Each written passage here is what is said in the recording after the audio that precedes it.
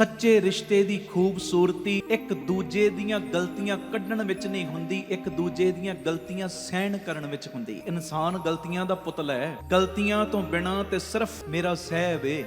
ਗਲਤੀਆਂ ਤੇ ਹਰ ਕੋਈ ਕਰਦਾ ਹੈ, ਤੇ ਜੇ ਦੂਜੇ ਮੈਂਬਰ ਨੇ ਗਲਤੀ ਕੋਈ ਕੀਤੀ ਨਾ, ਉਹਦੀ ਗਲਤੀ ਨੂੰ ਬਰਦਾਸ਼ਤ ਕਰ, ਉਹਨੂੰ ਪਿਆਰ ਨਾਲ ਸਮਝਾ।